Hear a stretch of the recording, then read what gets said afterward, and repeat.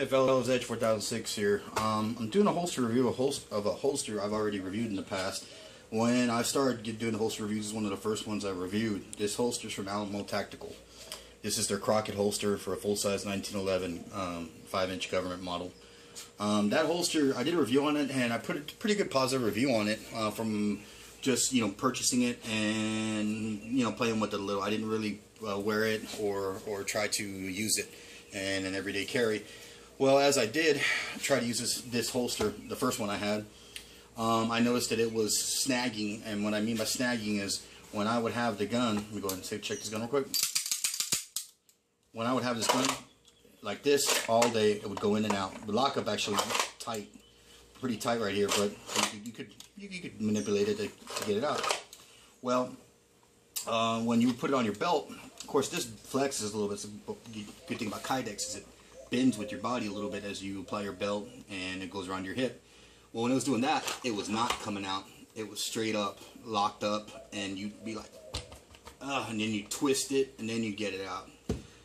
Initially, when I went to Alamo Tactical today, I told them it's been about a year I've had this holster, but I never used it because I can't rely on it, with drawing from it. And the guy was like, "Oh, let me check out your."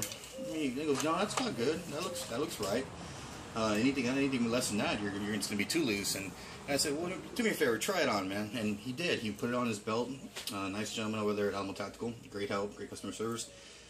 Put it on his belt, and he looked just like me, man, snagging it, and his pants are all coming up, his shorts are coming up, and he couldn't get it to come out. And he's like, "Nah, that's not right." And I go, "Exactly. I'm glad you finally saw it. It's like taking your car to the mechanic and they can never hear the sound that you hear when you're driving it."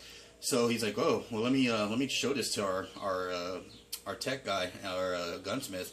And Sharon is like, "Yeah, man, let me get you another one to see it." And we got a brand new one. He got this one, same model, just different color. This one is tan, or cloudy tan, and versus the black one.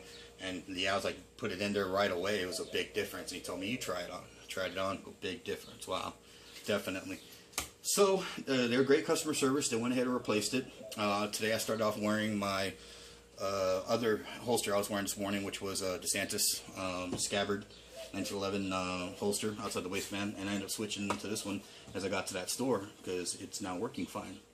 What's really cool about it on top of that is they went ahead and did some customization. I asked them to, because the last holster I did this as well, where right here, you need to focus in on that right there. Right here, what was happening, this is usually all covered, and this is one piece. It's not cut out like this. Well, they have a point where it's crafted out, or that is molded out for the safety, for the thumb safety. And it's a general one for all kinds of thumb safeties. There's a multitude of different selections and styles within the 1911s to choose from. Well, he was like, "You know what?" I asked him, "Can you push it in a little bit like I had it on the other one?" And he's, "Oh, I'll do you one better. I think my gunsmith can do something cool with it." So he went and did it to where, put the thumb safety on. So now that when you carry it cocked and locked, this thing cannot. On some holsters, you'll see some people have actually pulled their gun out and the thumb safety was up and on ready to fire. It was disengaged. That can be scary because you don't know. I mean, you're following the basic rules of guns. Gun safety shouldn't have a problem. You keep your finger off the trigger. In theory, that should not go off bang. But to be ultra on the safe side, just even has to have some redundancies.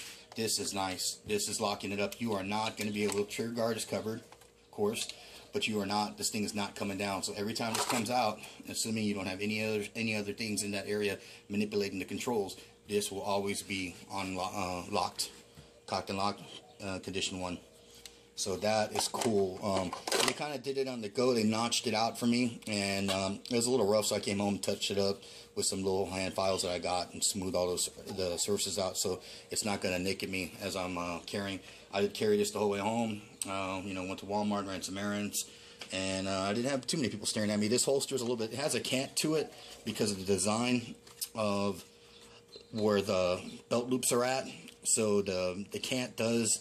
There's somewhat of a cant to it. You can even this out or just keep it. I like it like this. It does give it a little nice little cant.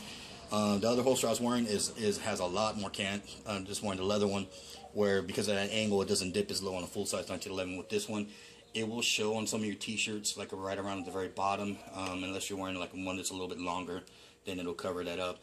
But again, I only got like 1 or 2 looks. I think people maybe thinking I had something, that I had something under my shirt. But it was very comfortable. I didn't take it out when I was driving around.